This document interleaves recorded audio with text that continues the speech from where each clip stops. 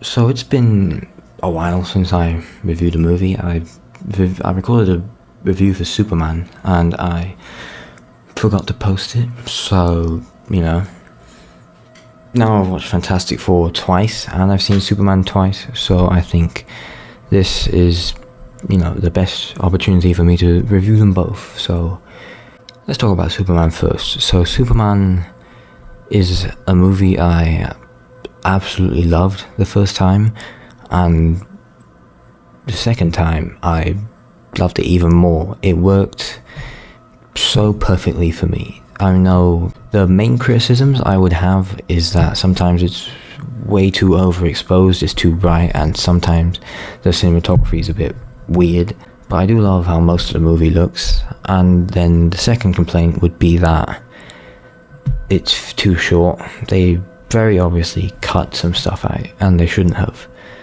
but that's gonna happen. Apart from those two, I really don't have any big complaints with this. It's a movie I really loved. I love the performances, the action, the cinematography, the personality. It's the best. My favorite part about Superman is that it has an identity, it has personality, it has a visual identity, it has a message it wants to give, it has a core to it, it has heart.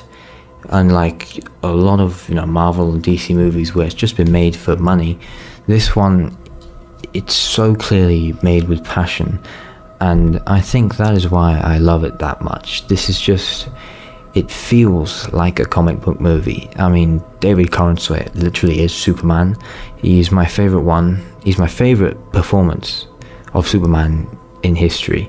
And Nicholas Hoult is my favorite performance as Lex Luthor, which is not a high bar, but I do like Jesse Eisenberg and I love Gene Hackman, but Nicholas Hoult is another level. Obviously, Rachel Brosnahan is fantastic as Lois, and her chemistry with David Corenswet during the interview. Oh my god, it's just so nice to see a movie this weird and this unabashedly hopeful. It's such a uplifting movie, and I think we all need that. We all needed this. This is Superman. This is what Superman is. He's a simple guy, and all he wants is to save people. He wants to do good. He wants to be a beacon of hope. He wants to inspire. And the message, kindness is the new punk rock. It's such a beautiful message. It's such a beautiful thing. And I think just makes this movie so special to me.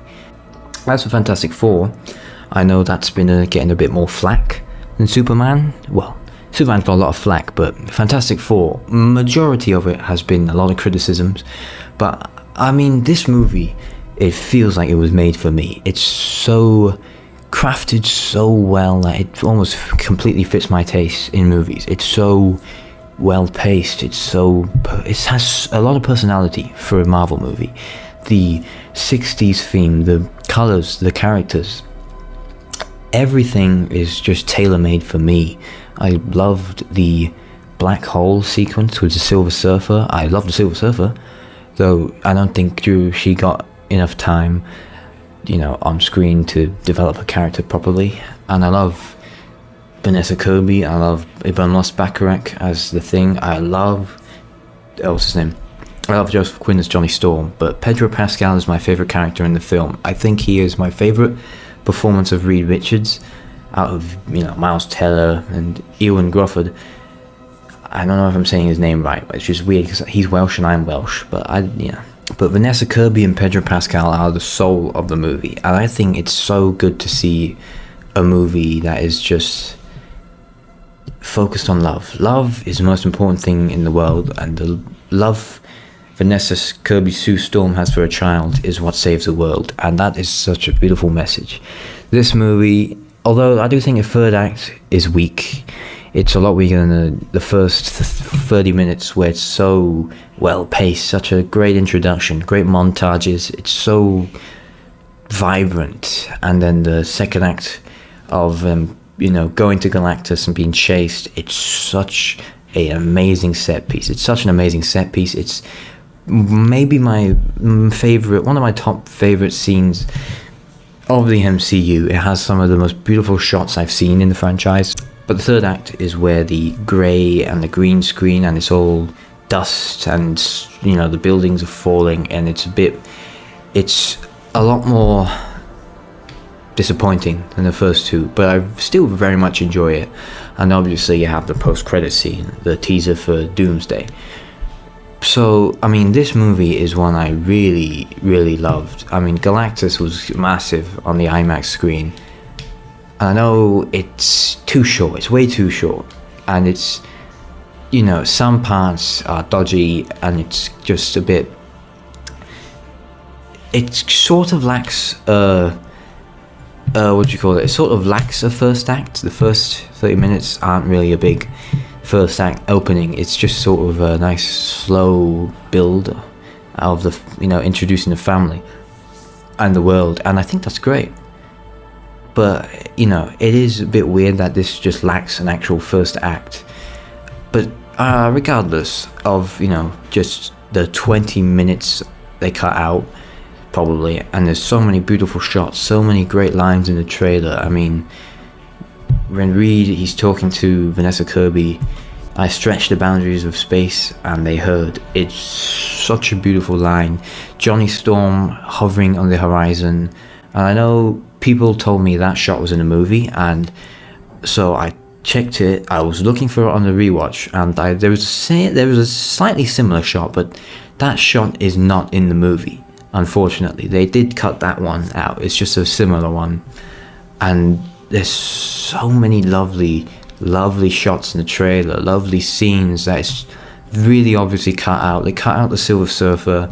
Galactus doesn't get enough, and I think the Thing, Ben Grimm, you know, Cousin Richie, his character is the least impactful of the four Fantastic Four, because he doesn't get nearly as enough and as much as I would like him to, because I think he was fantastic. No pun intended. Alright, Ebon Moss-Bachrach was really, really good as the Thing, despite his, you know, short amount of, you know, character development or screen time. When it comes down to it, Superman versus Fantastic Four, I would easily say Superman. Superman is a movie so special to me. This David Corenswet, the suit, the color, the tone, his personality. I love his Superman suit. It is my favorite rendition. I love his speech at the end to Nicholas Hoult. You know, I get scared. I wake up not knowing what to do, and I still put one foot in front of the other. It's so uplifting, so powerful. And there's not a scene in Fantastic Four as impactful as that. Though I do think Vanessa Kirby's speech, where she goes into the crowd, "We will fight this together as a family," is really, really good. But it's just nowhere near as uplifting as half the scenes in Superman. Add on to the fact that I think Nicholas Hoult delivers one of my favorite villain performances of all time.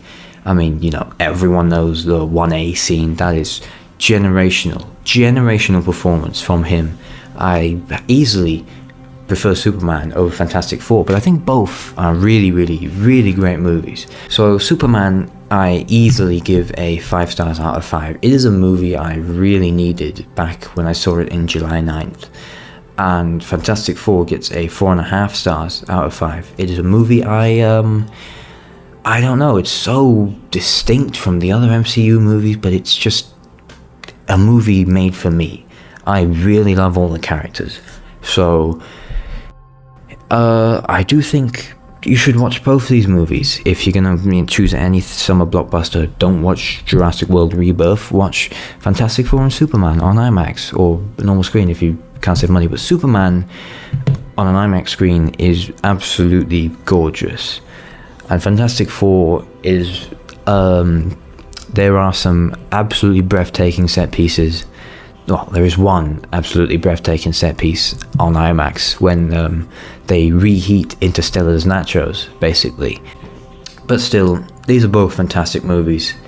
I'm not trying to make a joke. I mean, they are amazing movies, and really, it's really good that we got 2 great comic book movies this month, and just a shame that Doomsday is not going to be good. But at least we got Peacemaker Season 2 coming out with John Cena, and Supergirl with Millie Alcock, and she, I'm not going to say anything, but her 30 seconds of screen time.